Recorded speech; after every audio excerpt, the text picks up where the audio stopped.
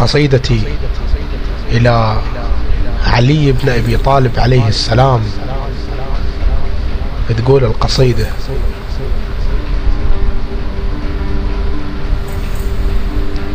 ما صدق قصير القامة يا مولاي، ما أقدر أبد واستوعب الحالة.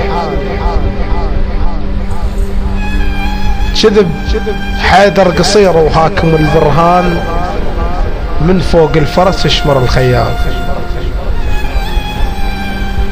ما صدق قصير القامة يا مولاي، وما أقدر أبد واستوعب الحالة. كذب حيدر قصير وهاكم البرهان، من فوق الفرس يشمر الخيال.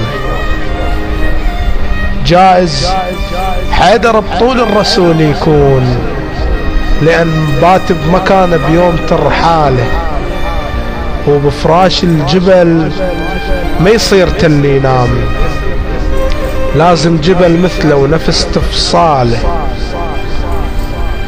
مقصود السوالف هاي كذابين، مقصود السوالف هاي كذابين. القصر لوله وحشل اللولة تبناله، بحزام الفقار يقول كان قصير. معقول الفقار يخط ورا ذياله؟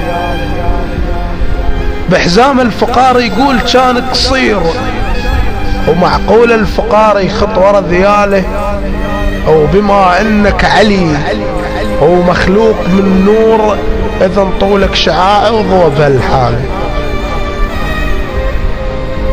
ويشهد لك نعم خيبر يا ابو الحسنين، ضخم كانوا كبير وبالوصف هاله، ولزم عروة الباب. شلون فسر هاي؟ لا تفسر شلون انشلعت اقفاله. علي طولك شمس وعيونهم حفاي، شافك من بعيد قصير حسباله.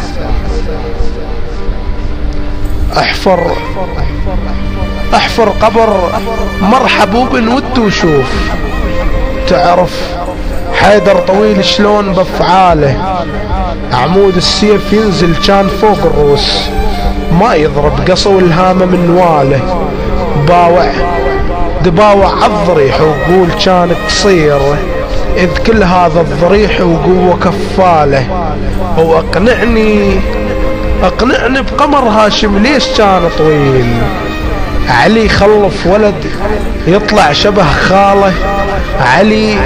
على طول السماء واضعاف طول الكون، ونجوم السماء مشلبات بذياله، ونجوم السماء مشلبات بذياله.